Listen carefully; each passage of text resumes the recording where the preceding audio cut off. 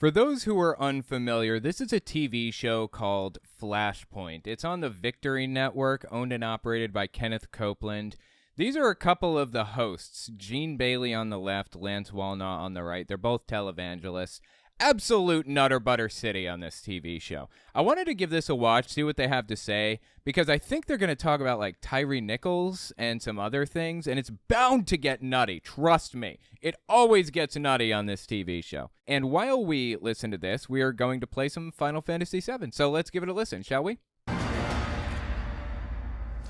Hello, everybody. Welcome to Flashpoint. I'm Gene Bailey. We're glad you're with us tonight. Well, Texas is experiencing frosty weather. Let me bring in Lance Wallnau from across town. Lance, I see you're in your house there in your...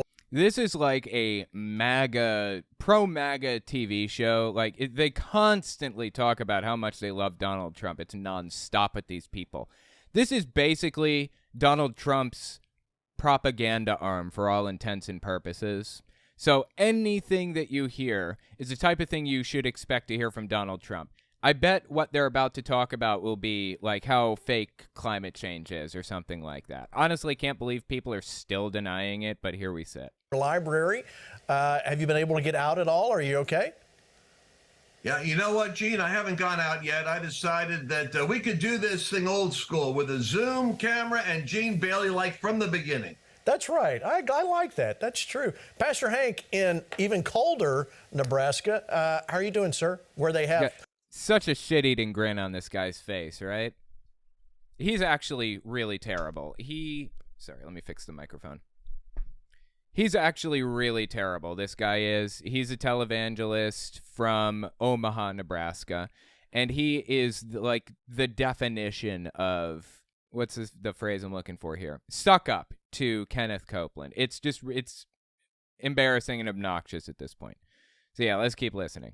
Hey. These things called salt trucks and road crews. How are you guys doing? We're doing fantastic. Of course, what you're experiencing is our world on a regular winter basis. But, Pastor Gene... Oh my God. If there's one thing I've learned about Nebraskans, my wife is from Nebraska, it's that they brag about their weather being obscene and ridiculous 24/7, dude. They don't stop talking about how crazy their weather is. It's nonstop, seriously. Like, I live in New York City now, and it's 37 degrees out. And, you know, I mentioned that. I'm like, wow, it's 37. She's like, oh, you think that's cold? Oh, you haven't seen cold, okay? It's been negative 40 degrees in Nebraska, all right? And then in the summer, you know, summertime rolls around, and I'm just kind of walking around like, boy, it's hot out here. It's like 80 degrees. She's like, oh, you think this is hot? You haven't seen hot. Let me tell you about the time it was 110 degrees in Nebraska, okay? You don't know hot. That's a standard Nebraskan. So, yeah, listen to Hank Kunneman again here.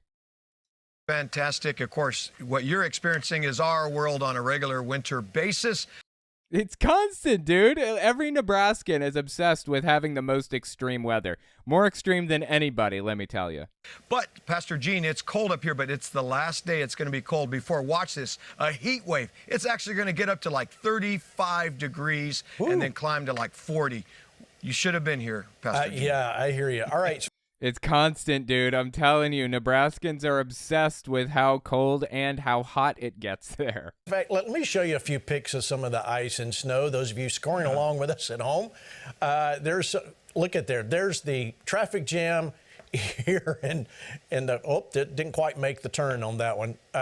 So you can see, you got to understand, people in the South and Texas, a lot of people that transplant here from the other parts of the country are very frustrated with the Southerners because they don't know how to drive, and people still follow a little too close. So that's true, yeah. People don't know how to drive in the snow or even how to walk in it. People from Texas never even seen snow, some of them.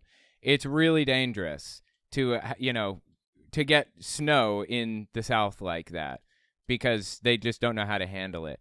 And this is as clear a sign of climate change as I've honestly ever seen, probably. Like, this is just more and more and more examples that this is an issue that we have to face head on as a society, and we have no choice. It's coming. It's a shame that people like the guys on Flashpoint and Trump and others absolutely refuse to accept climate change as the fact that it is. Now, aside from all of that, New York City has actually not gone this long without snow in 154 years. By now, in New York City, we almost always have our first snow of the year, and this has not happened in 154 years. We haven't seen snow yet. We're expecting it by March, hopefully. I love snow, dude. It's like my most favoriteest thing of all. Probably because I used to have snow days a lot, and I hated school when I was younger. Oh my God, I hated it. So I was like treated terribly by the kids there for being Jehovah's Witness, among other things. So I loved snow days, and that's probably the source of why I love the snow now. But anyway, let's keep listening here. Be safe out there, and those of us that know how to drive in the snow, most of us are staying home and not moving because of what it is. The thing that always surprises me, those that are on four-wheel drives, when they go out in the ice and go, well, I got a four-wheel drive. I can do it on the snow there and the ice. Well, that's four tires spinning on the ice. So stay home and be safe. Let me bring in from the East Coast, good friend, Pastor Mark Burns. How's the weather out there, Mark? Oh, God, if you don't know this dude, he claims to be Roger Stone's pastor, although Greg Locke has claimed the same thing. He claims to be Stone's pastor as well. He is one of those people, one of those pastors, who said that members of the LGBT community, gay people, trans, anybody, should be executed for treason against the U.S. government. They are trying to change the culture in a way that is un-American, and that's treasonous in his head. I'm playing weatherman, so how are things out there? Pastor Gene, we wish that it was snowing like that here in South Carolina. It's 53 degrees. We're getting no snow. We'll trade you. We want the snow here in South Carolina, but you're right. People here in South Carolina, we don't know how to drive in the snow. I mean, we get an announcement that there might be snow, and we start shutting everything down. You better get that milk and bread ASAP. That's right. Yeah, when I lived in West Virginia, they would shut down schools and stuff for practically nothing, for an inch of snow. At one point, I was in a bus, and my bus driver, it was so snowy out, he had to pull over and put chains on the tires. It's crazy. But in Connecticut, they wouldn't shut schools down for shit because they're so used to snow there, when I was little. That's right. I lived in Southern California, and we had rain. It was Stormwatch 2000, and it was so it doesn't matter where you live. But regardless, we're glad you're watching tonight.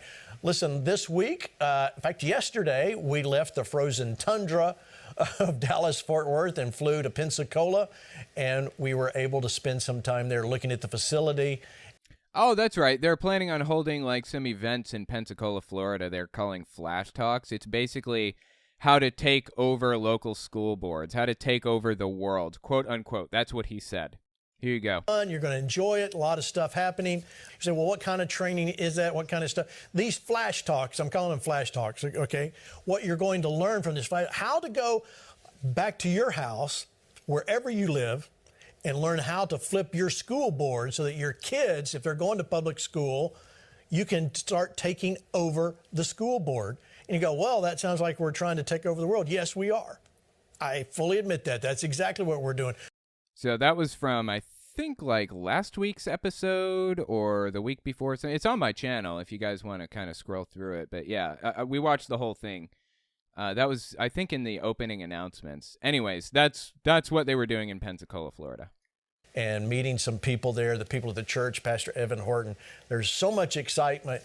I guess they're holding it at church. Okay. Coming up about Pensacola. What you don't know is that we sent our very own Riley Stevenson there already earlier. He's doing some evangelism. I got some pictures to show you there about what's happening.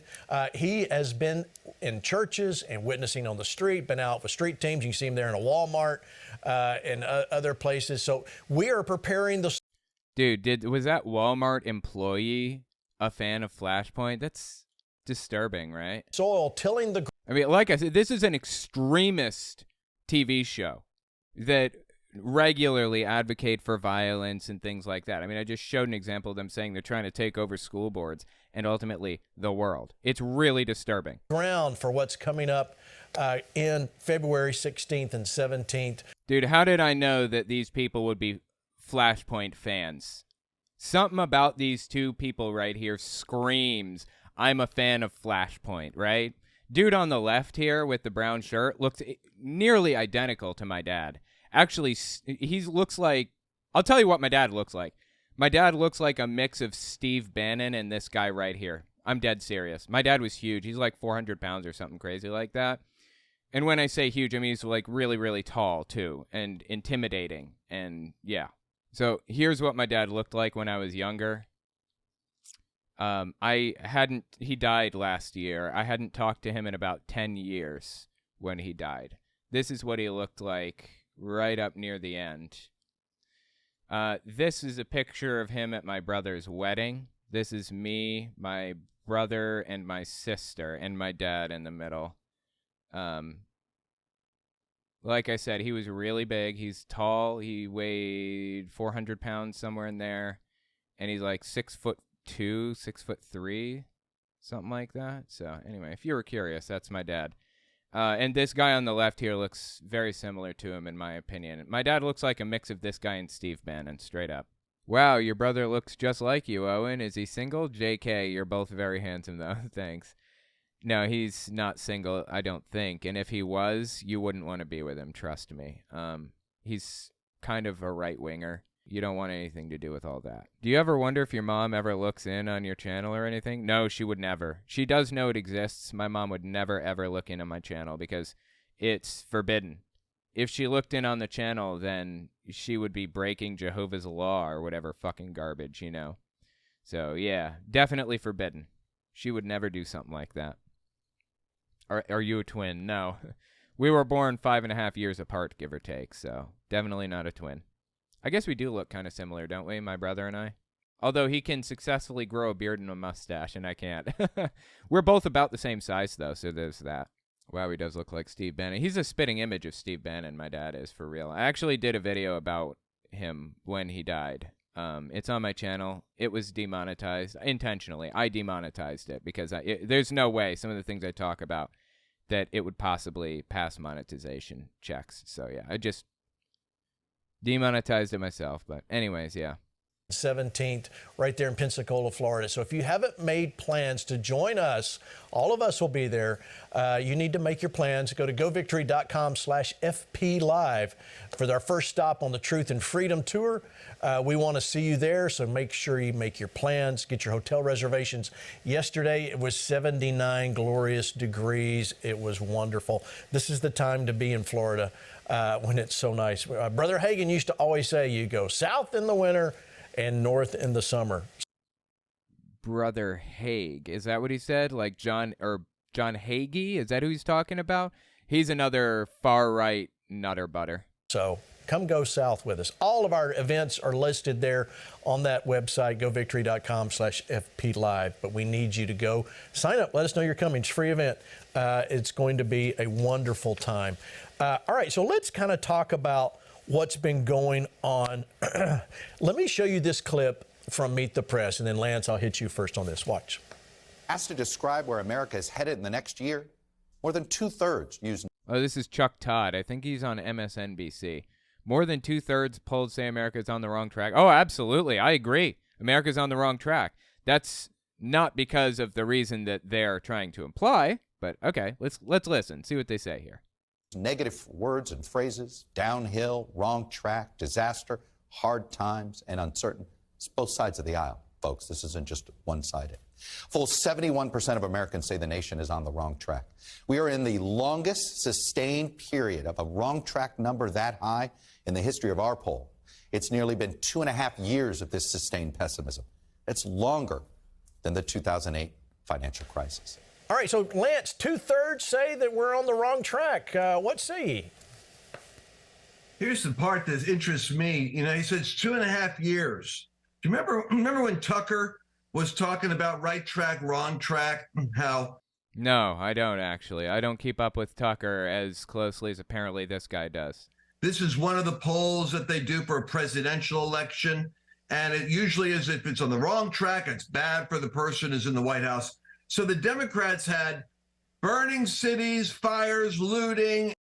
Democratic cities did not have any of those things. It's completely made up. Okay, I live in New York City, where a lot of this supposed burning and looting was taking place. It was just a lie. It wasn't happening. None of this stuff happened in New York City or anywhere else, Portland or whatever. This is all made up completely. Anytime you hear televangelists blatantly lie like this, just bear in mind that they're completely full of it. Just flat out, blatant, bald-faced lying. Anarchy, it all stopped the moment that Biden was put in. It didn't stop. It never happened. And they pointed to the fact that it wasn't happening at that moment in time as evidence that Biden controlled it or something. It wasn't happening in the first place. It never happened. There was no rioting, looting, burning down cities. It's all completely made up, all of it. But it was right up till then, it was wrong track, and it was all manipulated and forced by them. What's interesting is once they got in power, that all of the fake interference and bad news and riots stopped, and the nation got real data. And the real data is we're on the wrong track. Only now it's legitimate wrong track feedback. Democrats, independents, Republicans, there's not one major decision I could think of, and I'm sure there's one, because you got to pray for whoever's in authority. I don't care who it is. There has to be something. But I mean, from Afghanistan to, if you go into every economic decision, to going into the Ukraine, to cutting off the energy, to opening up the border, to defunding the police, to every decision has been a wrong track decision. Okay, that defunding the police thing, that never happened either. At no point in time were the police ever defunded, like he's describing here. Everything that he's saying is not only like, it's not like it's just from his perspective, or it's just flat out blatant lies. None of this took place. None of it. The good news is Chuck Todd is even saying it, and these guys are the PR agents for the Democratic Party. And when they say, hey, what's up? We're on the wrong track. You know you're on the wrong track. Let me go to Pastor Mark Burns there in South Carolina. Pastor Mark, you see what we're talking about. You heard Lance's comments. Do you believe that is true? Is that what you're seeing as you travel the country? Well, listen, Americans are fed up. I mean, they literally are fed up. And to be honest with you, like Lance just said, it's Democrats and Republicans and independents who all believe that under the leadership of Joe Biden and the Biden administration, our nation is moving in a downward spiral. Why? So that's interesting, right? 2/3 of the country say the country's on the wrong track, and they blame Democrats for that. Isn't that fascinating? They say that 2/3 of the country believe that Democrats are messing things up, when in reality, it's clear as day that the Democrats believe the Republicans are messing it up. The Republicans believe the Democrats are messing it up. Like, this is how it works. But they live in another alternate reality, and it's a perfect example of propaganda. They'll do anything they can to convince the people around them that they are the correct ones. They're in the right, and everybody in the world knows that they are in the right. Because of these record-breaking inflation, because of Joe Biden's policies. I mean, right now, it's affecting middle-class Americans. It's affecting low-income Americans, and it is right now it's costing an average of $7,400 a month in additional expenses just to live in America. And Americans are feeling this all over the nation. So it doesn't matter if you're a Democrat. It doesn't matter if you're a Republican. It doesn't matter if you're a Trump supporter or not a Trump supporter. It's affecting your pocketbook. And this is all because of the horrible policies of a Biden administration. And so, I mean, I see across the nation, Democrats are turning on Joe Biden. I mean, look at his polls.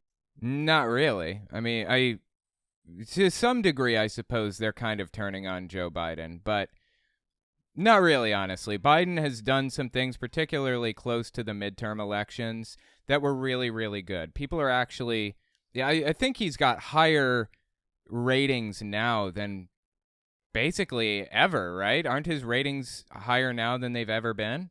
I mean, they're desperately trying to pin this on Democrats. Like, oh my God, Democrats suck and everybody knows it. That's just not like the sentiment in the country right now. So numbers. His poll numbers are at a record low. This guy clearly is not fit to be the president. But the poll numbers are not at a record low right now, are they? I thought that his poll numbers were decent at the moment.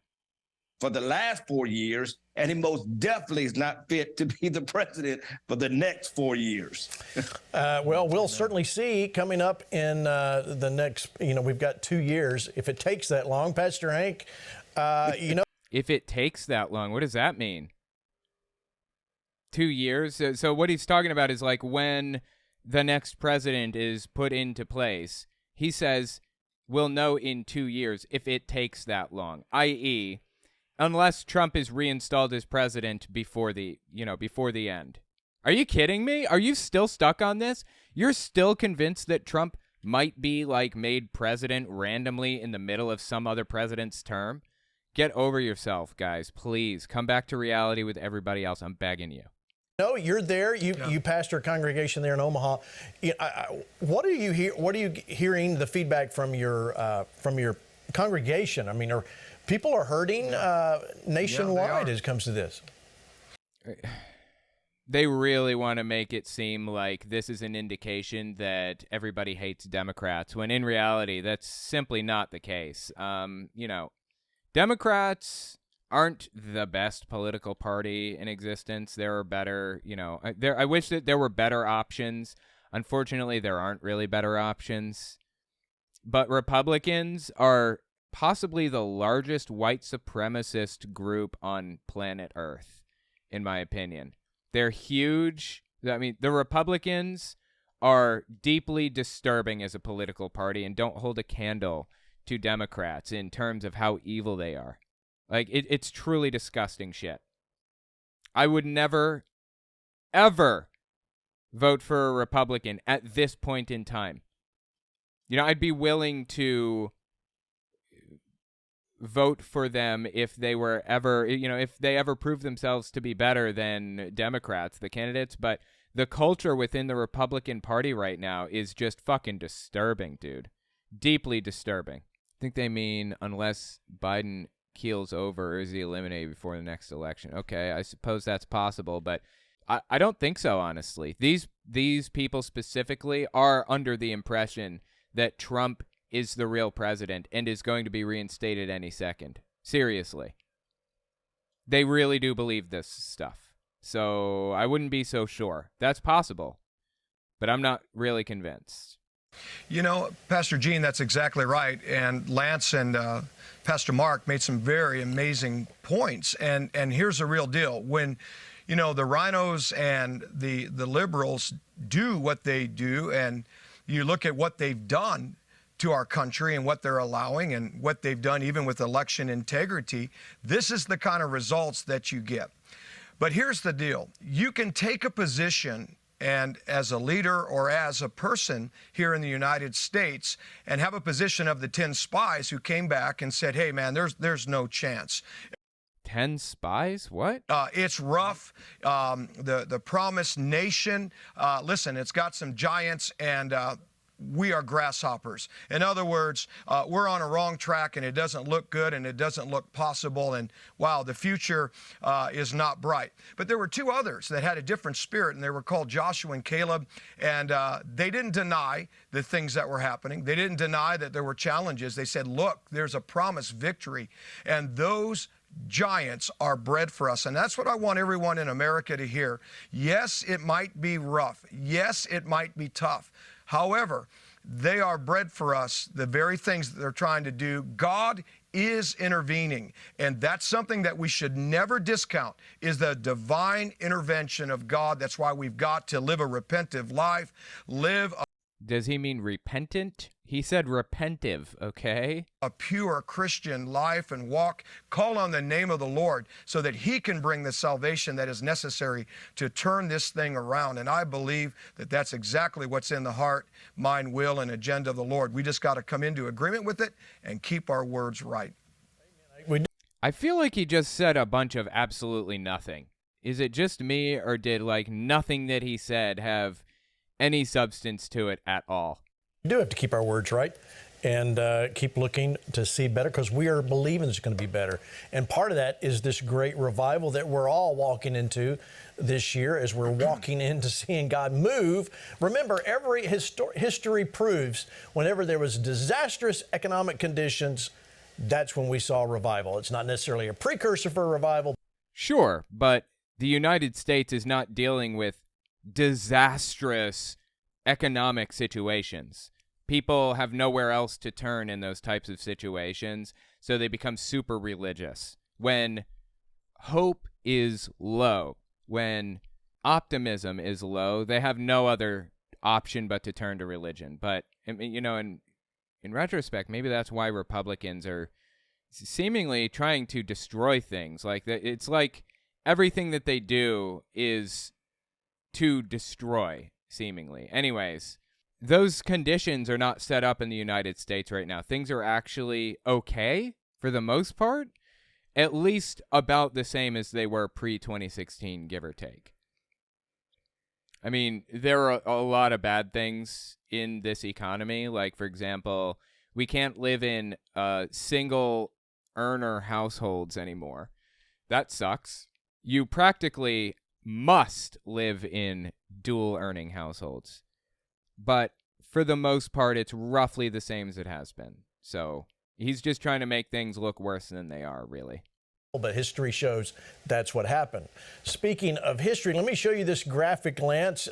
Fox reported this morning about the spendemic. This is Joe Biden announced not long ago, back in September, that COVID was dead, COVID was over.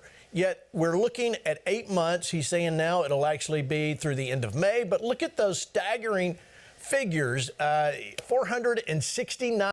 Okay, direct loan forgiveness. I think what they're referring to there is PPP loan forgiveness, because the student loan forgiveness program was canceled by a federal judge, I believe.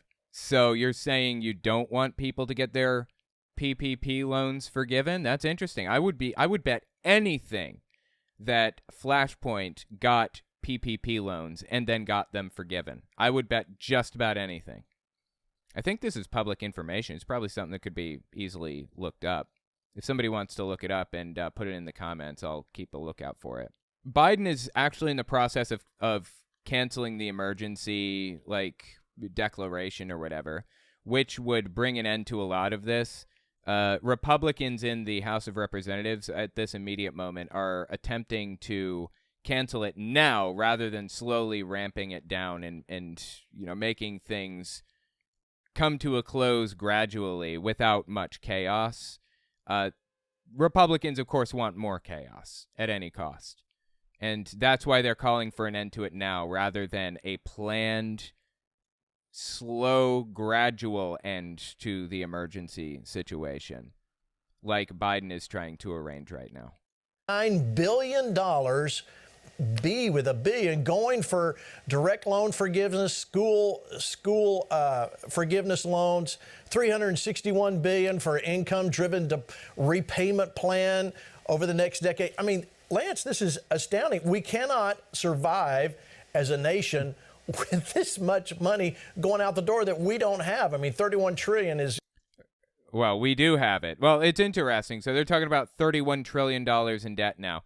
First of all, that's true. We are $31 trillion in debt as a country. That's accurate. But as a proportion of our GDP and other factors, it's really not that bad.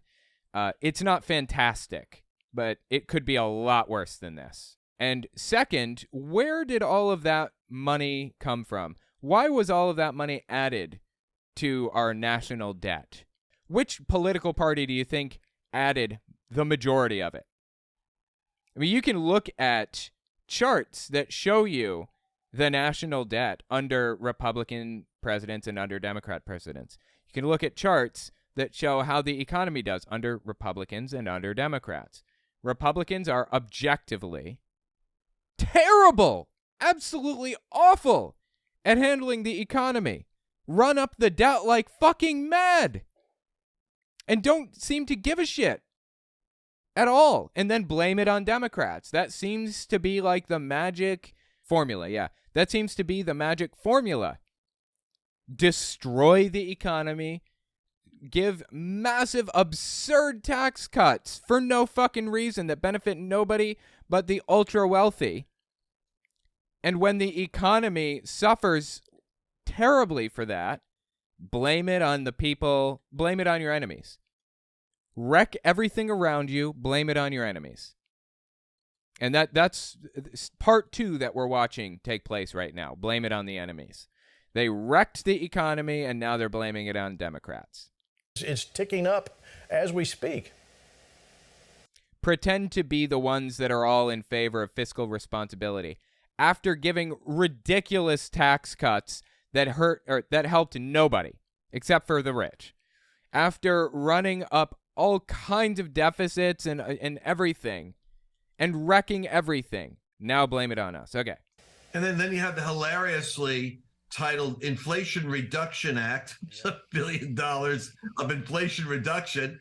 Yeah, that's how economies work when you get to this level. And he knows this. Rising the deficit lowers the debt in some circumstances, right? So if you spend, say, $1 billion on building renewable energy sources, say $1 billion building wind turbines and like solar farms and stuff like that, $1 billion out the door, that turns into saving $5 billion on oil subsidies that you would have otherwise given to oil companies to create whatever.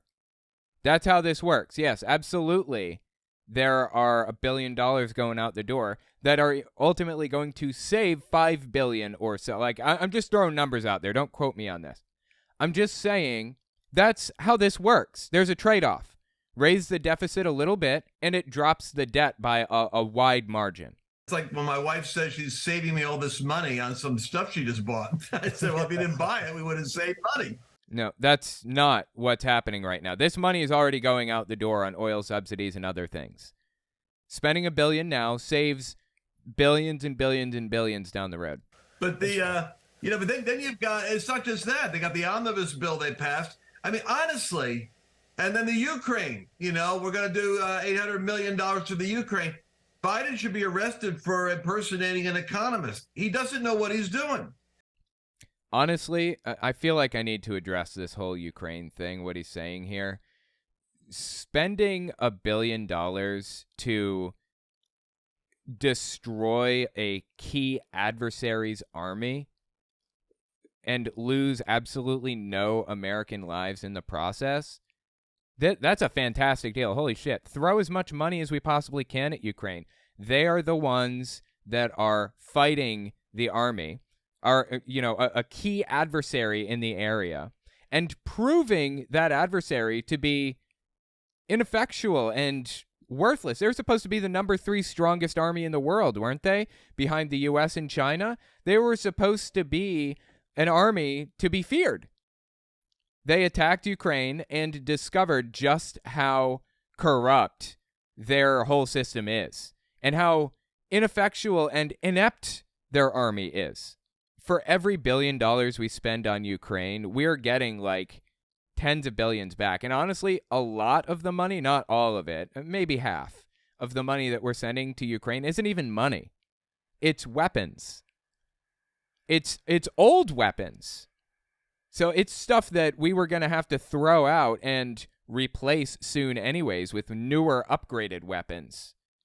We improve our military capabilities and technologies like every 5 years or so, right? So we have to build out a whole set of things, Javelin missiles and new guns and new scopes and new helmets and all that stuff. Every 5 years or so, we have to replace all of that, whether we're using it or not. So we're just tossing this stuff into a landfill or recycling it or whatever. And in this situation, we were throwing a lot of this stuff out anyways that we would be sending to Ukraine, or we would be in the next few years. So it's giving us an opportunity to replenish our supplies with newer, updated equipment anyways. this guy is so completely uninformed on this subject. It's ridiculous. This is one of the best ways the United States could possibly spend its money, is aiding Ukraine in this war. We are getting such an incredible return on this, honestly. According to ProPublica, Flashpoint Entertainment received about $22,000 in PPP loans. Okay, well, that's not as much as I was expecting, but it's still a lot of fucking money, dude. $22,000? How many people is that on average that paid into that? 5, 10, 15 people pay taxes every year, and all of their money went to Flashpoint. No, it's 219,000. Oh, I'm sorry. Did I misread that? 219,000 for Flashpoint. Holy shit. That is a lot of money. And what's worse is the net effect of it. No American actually immediately feels that punch. I mean, if you knew that every time they spent money in Washington and talked about spending money, if you knew that you had to pay for it, you'd have a different reaction. You know, in most situations, we're paying for it anyways, because this stuff would be thrown out anyways to kind of rebuild our equipment in the military. And aside from that, this is incredibly stimulating to the economy. This is really, really good for the economy. So, yeah, like nothing that he's saying here is based in fact or logic or anything at all, of course. It's all propaganda all the way down, which is kind of standard practice for this guy. That's what I've come to expect from him. He's lying and twisting things around. Now, and he knows he is. He knows he is. Lance Wallnau, I believe, is an actor that knows exactly what he's doing, in my opinion. I don't say that about everybody. But Lance Wallnau, very specifically, I think he knows. Which makes it that much more disgusting coming from him. It's like really weird to hear pro-Russia propaganda constantly coming out of the far right. But nobody actually thinks it's them. They think it's the government's going to pay for it. The government doesn't pay for anything. People pay for it. Exactly.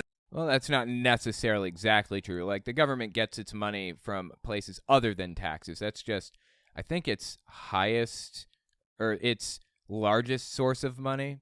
Either way, that's what it's all about, living in a society, right?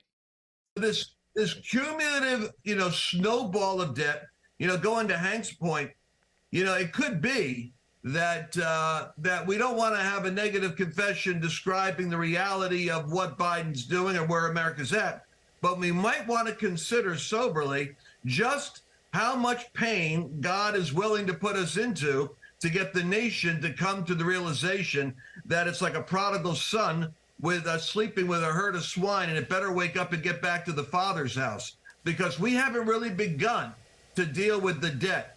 And that's coming, and God is going to turn America around. But again, there's a ton of stimulative stuff that we could do to correct the problem, but we can't do any of that stuff until Republicans stop running this debt up. This is largely Republicans doing. The majority of this debt came from Republican tax cuts and other programs like that. Some of it's existed for decades and decades and decades.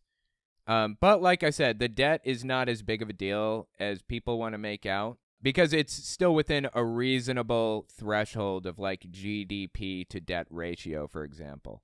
The deficit is something that we should watch pretty closely. But again, spending, like we're talking about here, spending can be a good thing.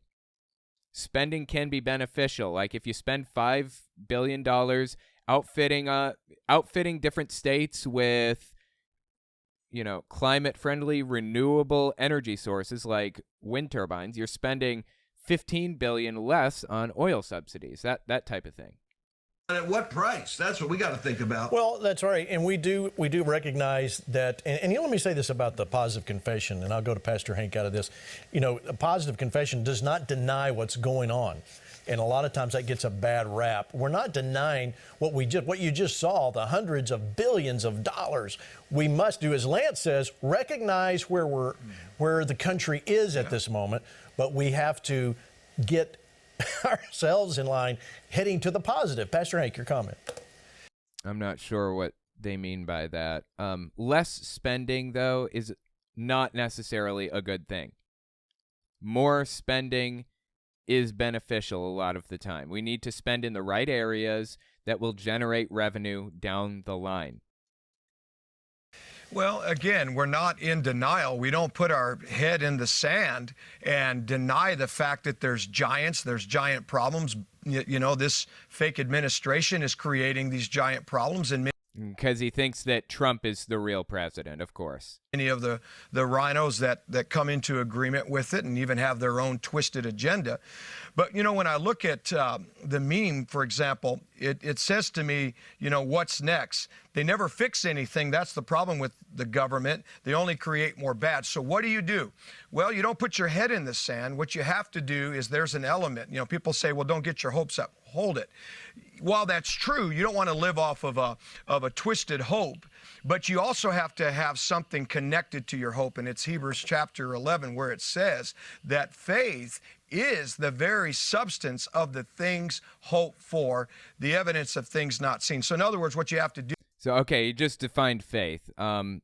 The bottom line, the definition of faith really is believing things with no evidence. Do is you have to connect your faith to the things that you're hoping for, believing for in the midst of that which is bad. And it starts with, you know, your mouth, but it also starts with your perspective. What do you see? And I want to read you a scripture real quick, because the prophet Habakkuk had the same thing that happened in his I think it's Habakkuk, but okay. day. This is Habakkuk 1, and it's out of chapter 1, verses 4 through 5. He says, how long? I see violence, injustice, people tolerating wrongdoing. There's destruction, there's violence. Even the law is paralyzed, he says. There's strife, there's conflict that abounds, wickedness and perversion. And watch this, justice is perverted. Yet God gives him an answer. And this is where we got to connect our faith. God says, yet I will work a work in your day. Come on, the day that I just described, the day that we're talking about, that even though I tell you, you won't even believe it. So what we have to do is we have to get in the Word, get before God, and like Lance said, man, we've got to come to a place of repentance before God, where we are understanding that you cannot, as a nation, push God off to the side and put all your hope and trust in a president or a government. That's going to get you nowhere. So God is pulling us back to a place of calling on him so that he can show us how faithful he is. But we're looking to see if we're going to speak faith and if we're going to continue to do what he has said about this nation and come into agreement with it. And I think that is the test and the challenge that we're all facing at this. Okay, did he say anything of substance at all just now? I listened to the whole thing start to finish, and I feel like it meant nothing, right? Was that completely meaningless? Like all of it? It felt like it. This time. It is, and we're gonna. And by the way, this guy most definitely puts his faith in Trump. Don't get it twisted. This guy loves Trump like he's a god. Dead serious. Views him as like the second coming, basically. Succeed in that challenge. You know, I don't say that colloquially either. I mean, he thinks that he's like the Messiah, pretty much. Let me go to Pastor Mark Amen. Burns. I know I've only got a few minutes here. Mark, Pastor Mark, look at this graphic. This is the U.S. debt. I just froze frame because it's continually ticking.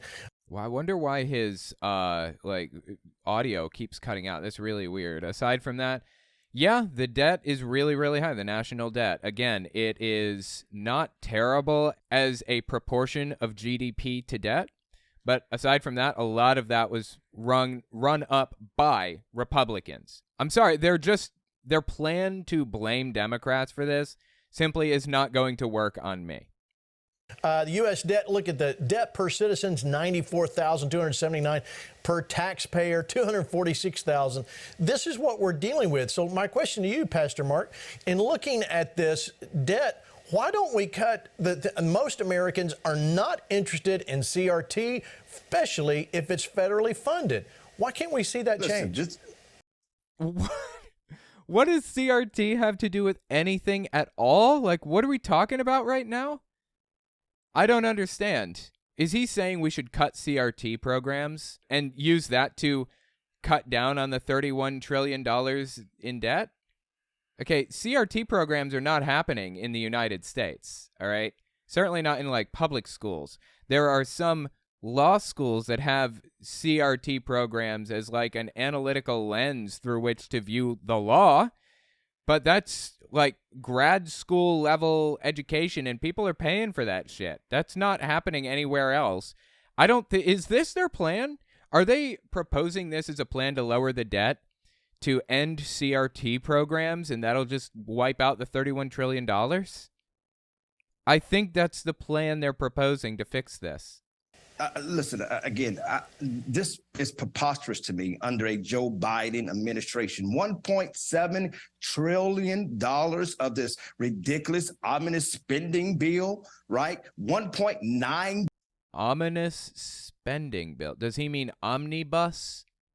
And which bill is he even referring to right now? Is he talking about, like, what? I don't know. I have no idea what he's referring to. billion of that is going to what they're calling a border patrol management, so that they can spend $1.9 billion, capture illegals at the border, and then release them back into our population. Does he think that that's what people are doing? I'm so lost. It's like they have all of these talking points and ideas, these memes, these mind viruses that they've come up with. They have all of them lined up and set up for all of their audience to listen to and think about. And the audience is already fully aware of all of these ideas, but I'm not. I have no idea what they're going on about right now. I'm so fucking lost. What are they talking about, dude? This is so confusing. Over 500 million of that is going to other governments and other countries. But get this, under the Joe Biden administration, we can't use not $1 of this border management to actually securing our own borders. And yes, Okay, the border is exactly as secure as it was under Donald Trump. Basically nothing has changed. Very little has changed on the border since Trump was in office. This is just a bizarre talking point that these people seem to be absolutely obsessed with for some reason. They're pushing that critical race theory, the ungodly critical race theory, the transgenderism that is indoctrinating our children, which is why I'm so thankful that President Trump has a plan to eliminate that very thing, to make sure that we remove any federal funding to any school that is pushing that critical race theory. Dude, nobody is pushing critical race theory. What are you talking about right now? And Donald Trump did actually come out with an announcement about persecuting trans people, of course. He's recognized that hating trans people is the hot thing to do right now. So he's going to do it as much as he possibly can. Make trans people out to be the enemy of humanity at any cost. And it's fucking disgusting, honestly, to watch. It really is. But it's not surprising, sadly. This is what I've come to expect from these types of people. And into our children's mind, fire any teacher or education administrator that is pushing their transgender agenda into the minds of our children. Our kids in America, Gene, should be receiving good pro-American, pro-patriotic education in our school. They shouldn't. Fucking disgusting, dude, honestly. This is all disgusting. Not have to worry about when a parent sends their child to school to be co-parented by a left-wing agenda, a left-wing evil-spirited person that does not have the spirit of grace and the spirit of God in their spirit. No. What about the spirit of your mom? I would love to have the spirit of your mom all up in this, personally. I believe without a shadow of a doubt, this is why Americans are realizing parents have lost complete control. We're having this crazy spending on ridiculous wars that has nothing to do about the sovereignty and the prosperity. This is more pro-Russia propaganda. Every dollar that we spend in Ukraine comes back to us tenfold, basically. And we aren't burning through American lives. Money being sent to Ukraine couldn't possibly be spent any better, honestly. It's such a good investment. Oh my God. To discredit one of the strongest, or seemingly strongest, militaries in the world, and we don't even have to get into the fight ourselves and fight and die personally. Seriously.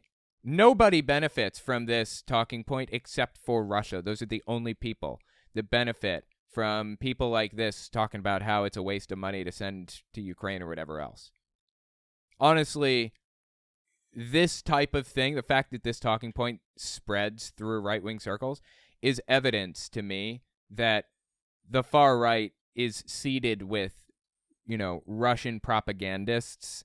Not only that, but also QAnon is heavily controlled by Russia. I've talked about this before, but QAnon conspiracies come out all the time of pro-Russia nonsense. It's all pro-Russia propaganda. Like, what reason could QAnon possibly have for spreading pro-Russian propaganda? There is no reason. There's no benefit to anybody except Russia. Prosperity of the American citizens. This is why Donald Trump has to be reelected. And I know you're probably saying, stop talking about Donald Trump. Right. But the fact of the matter is, this man is the person I believe God has called us for this hour to bring America back to a place to where we honor God, where we recognize God. What Christian president right now that has made sure that Jerusalem is the capital of Israel? What? Dude, they are so obsessed with that. As if they kind of claim that Trump, they blatantly claim that Trump brought peace to the Middle East. Absolutely ridiculous idea.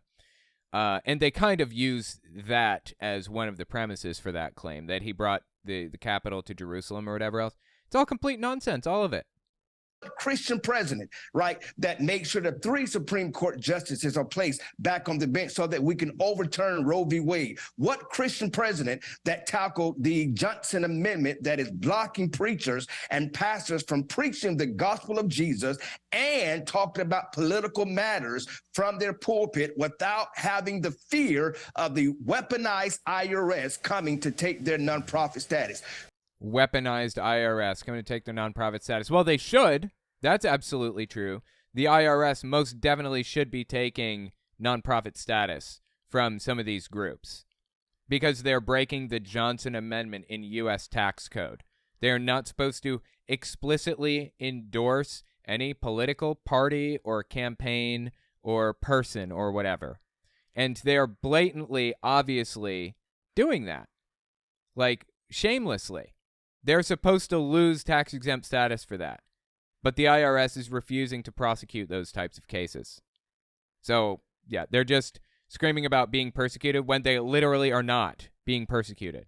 And that's the problem. They're not being charged for this stuff. I don't want anybody persecuted, obviously, but they should be charged for this. They should have their tax-exempt status yanked for violating the law. There are so many Christian presidential candidates that's going to enter the race. Right. They can talk like a Christian. They can quack like a Christian. But are they making Christian policies? Look at Lance Walna, second from the left here, just sitting there like, this is really deep stuff. I'm really considering this.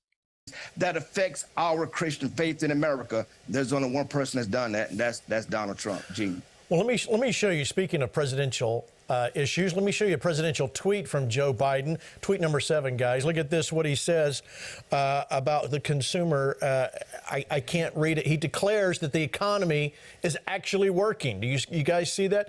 The economy. Now, this is, Pastor Mark, I want you to pray about this because I know I got to let you go. You got another interview you got to do. But the economy is actually working pretty well right now, reasonably well. I mean, there are a lot of 2-income earning households, and that's a huge problem.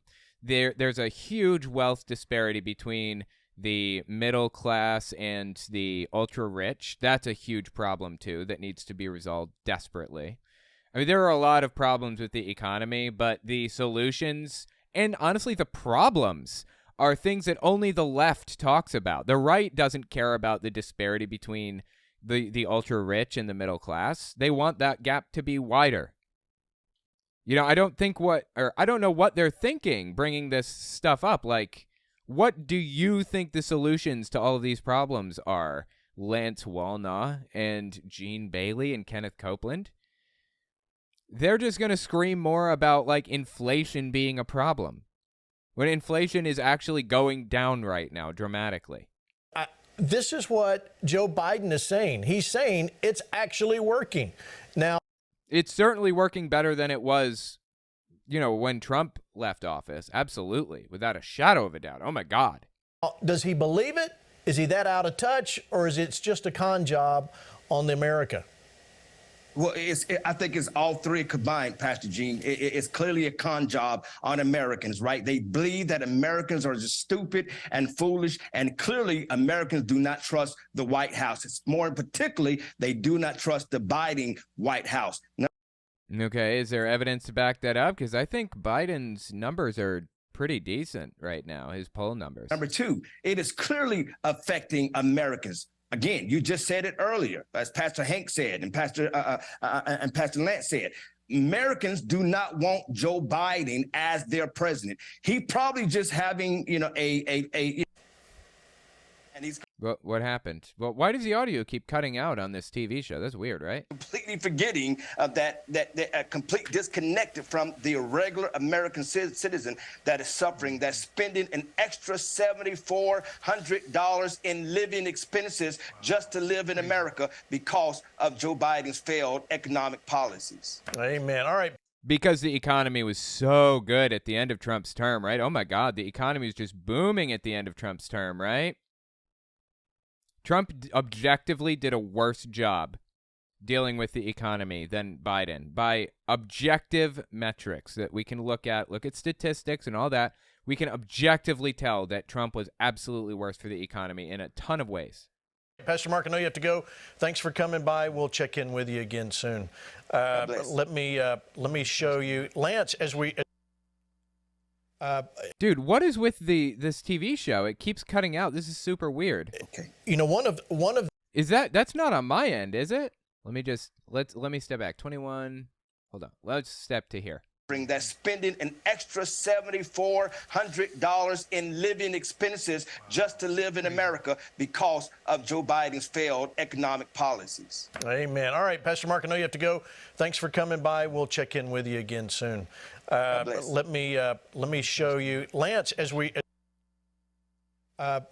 Yeah, that's not me. That's them. I don't understand why this is happening. Super weird. Okay. One of the issues that we're suffering here in America is the price of eggs.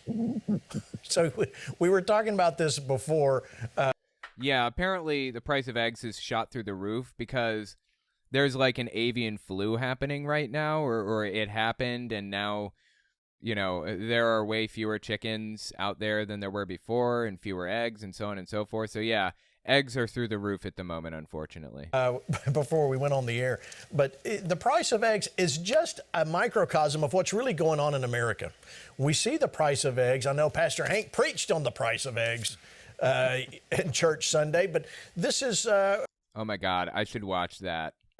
What does that say about them? And then we're seeing that I think it was Hillsdale Farm was had a fire that evidently killed a lot of eggs in the feed. Speak to the feed there, Lance. What's going on in America's chicken farm? Nobody can hear him. Wow, this one was plagued with technical difficulties. That sucks. Okay, Lance, it looks like we lost your microphone there for a moment. We'll come back to you.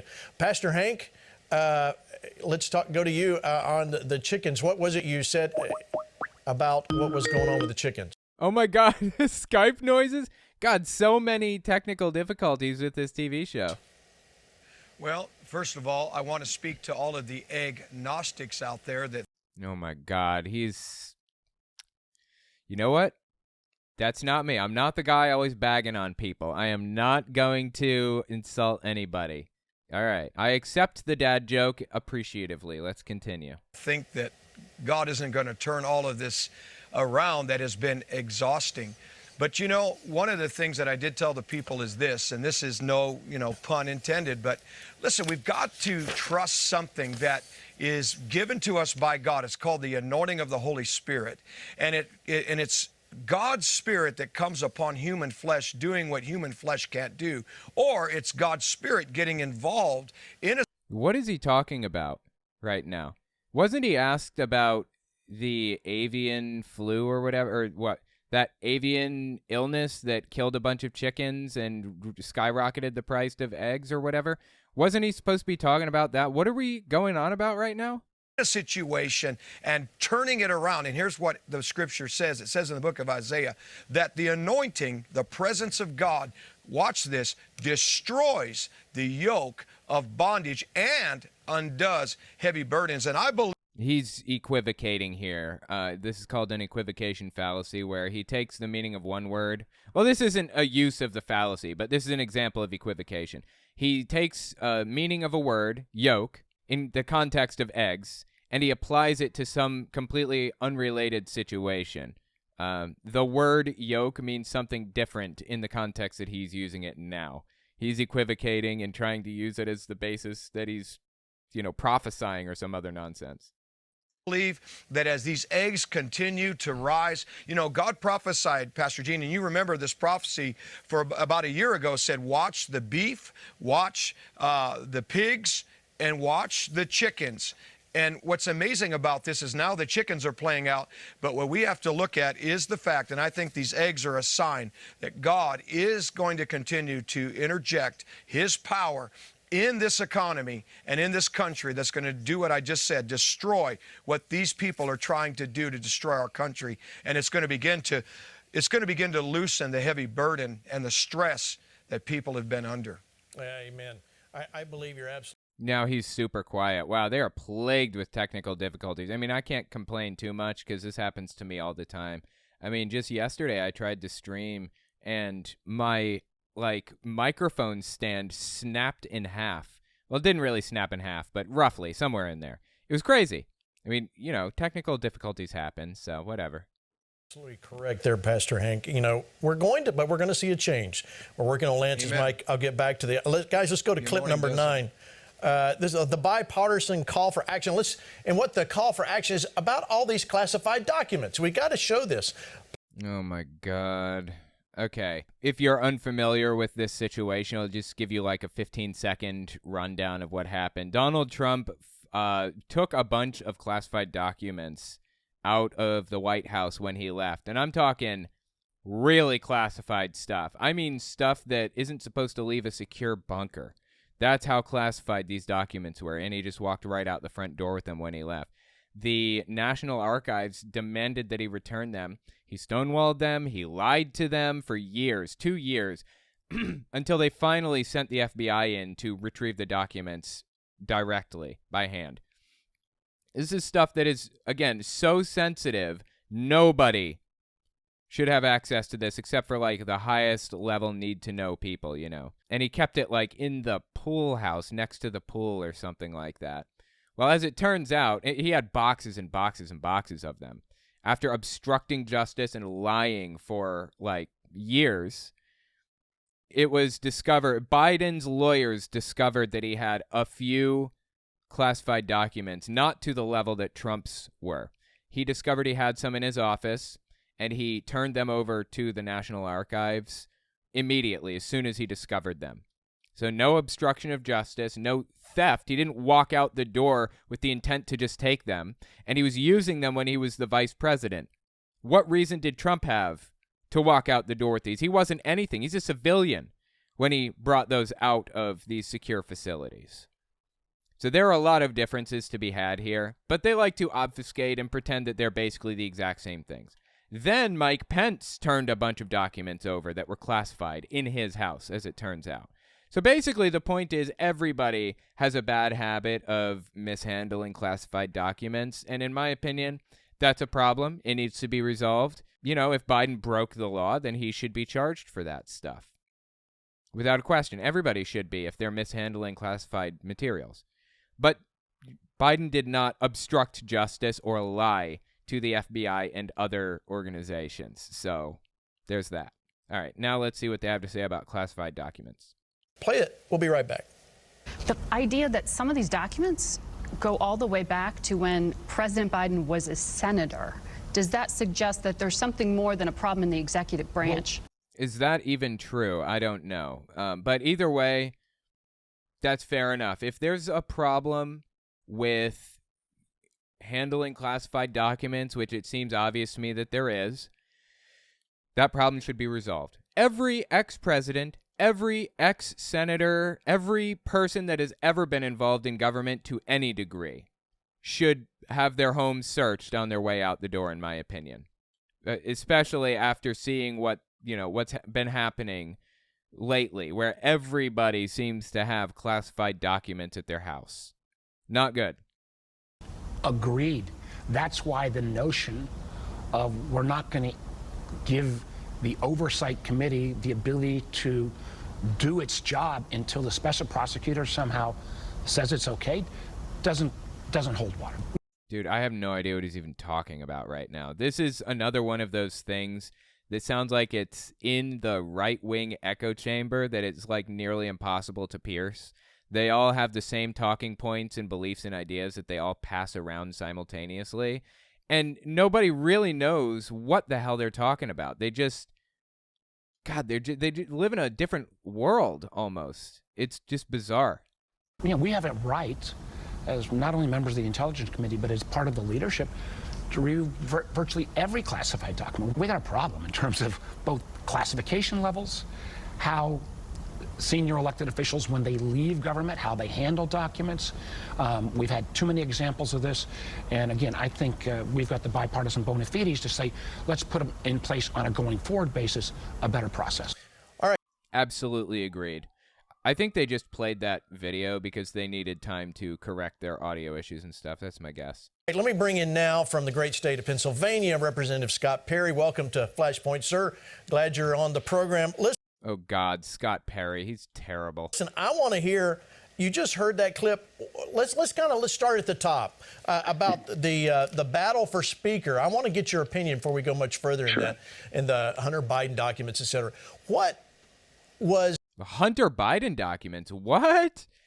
Hunter Biden never, to my knowledge, ever had access to classified documents. What are they talking about? Hunter Biden?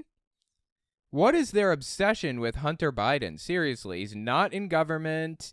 He's not affiliated with anything at all. Like, why? Why do they care so much? What is your take on this whole drama unfolding there with Speaker of the House vote?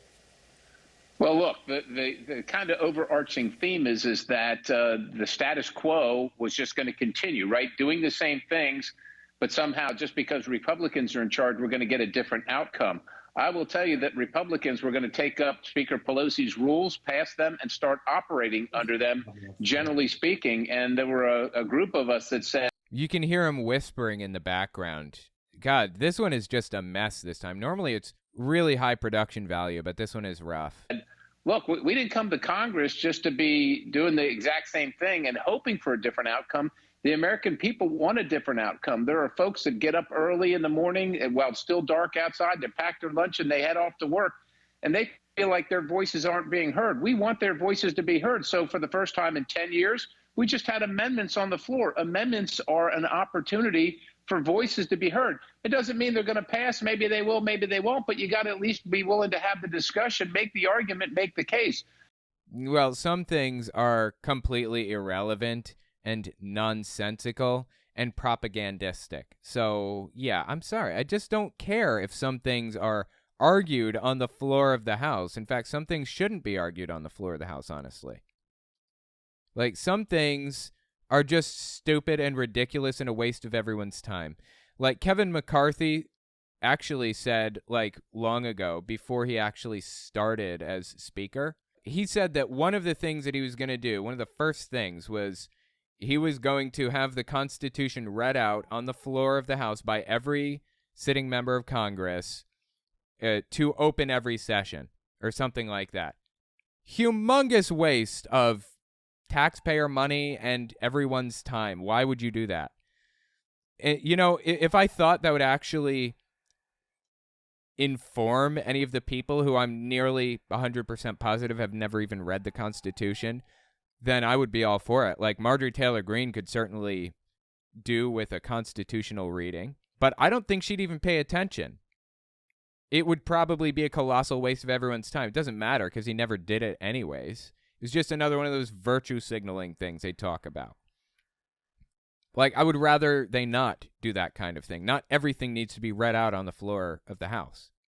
None of those things were going to happen if we just continued down the same road we've been heading down. And there was a group of us that just said, absolutely not. This is the time. We're going to make changes, and we're not going to accept the status quo. So it was essentially a fight over we'll just continue the same things and getting the same outcomes, or try to do something a little differently so we can get some different outcomes. All right, we're going to take a quick break. Don't go away. Dude, I thought they were going to talk about the documents. That's why I explained the documents. Like, what are they doing right now? They mentioned, Biden and Pence documents and all that other stuff, and then they never even talked about what the hell is happening. These people are a train wreck today, dude. Wait, Congressman, we're going to talk to you about Joe Biden's documents. We'll be right back with Flashpoint after this. God, they are a wreck. Yeah, this is like the beginning of part 2, but I got to tell you, sometimes their commercials are like fascinating with how crazy they are. So let's just continue listening to the commercials through part 2. Now more than ever, it's time for America to return to its biblical foundation. Join us in Pensacola, Florida for the first stop on the 2023 Flashpoint Live Truth and Freedom Tour. There was mention of this in a previous episode that I watched. That Pensacola, Florida thing, they talked about it before, like in another episode. Listen to what Gene Bailey had to say about that. You're going to learn, but it's going to be fun. You're going to enjoy it. A lot of stuff happening. You say, well, what kind of training is that? What kind of stuff? These flash talks, I'm calling them flash talks, okay? What you're going to learn from this flash, how to go back to your house, wherever you live, and learn how to flip your school board so that your kids, if they're going to public school, you can start taking over the school board. And you go, well, that sounds like we're trying to take over the world. Yes, we are. I fully admit that. That's exactly what we're doing. So that's the kind of thing that they're talking about when they bring up the Pensacola, Florida thing. They are attempting to take over the world, I guess. Disturbing stuff. New year, new city, and 2 days of powerful flash talks make this a next-level event that you do not want to miss. Visit us online at govictory.com/FPLive. Dude, I'm telling you, man, if you are not the one running for school board official or running for office or whatever, they are. You got to get out there and do something. Run for office. Get out there. Put yourself out there. Canvas for people if you don't have the time. Donate if possible. Because if you aren't, then they are. I'm telling you. Space is limited. Register today.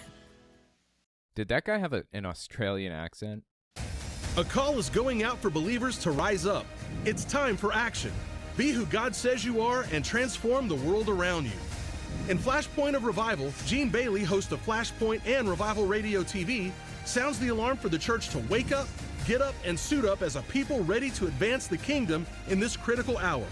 Many are waiting on God to send down revival, but God is waiting on the church to rise up. Order your copy of Flashpoint of Revival today.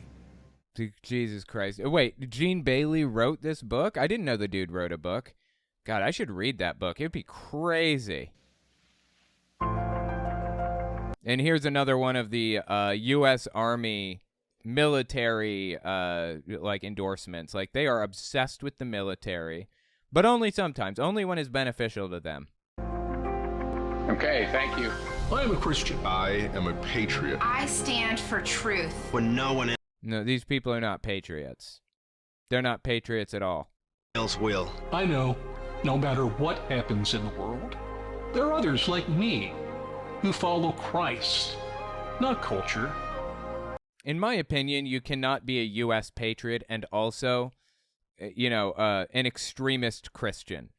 They are kind of, you can be a Christian and a patriot, but being a Christian to this degree and being a patriot are mutually exclusive, because part of their Christian ideology is that you have to integrate church and state, and that is the antithesis of patriotism. The founding fathers very specifically and intentionally said you should not blend church and state, but they completely ignore those parts, pretend it was never said in the first place. And I am not alone. My children will grow up in a country that prioritizes keeping them safe.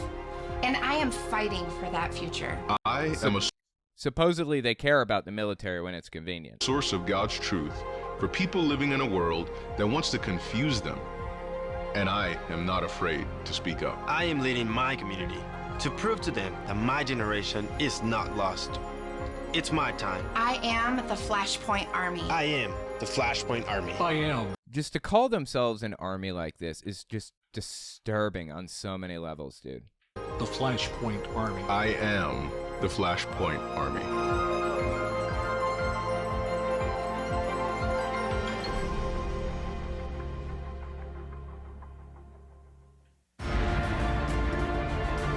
So, yeah, I guess that's the beginning of part 2. I don't know, man. Let me know what you think about this. I am just disturbed by all of it, truthfully. The whole thing is crazy.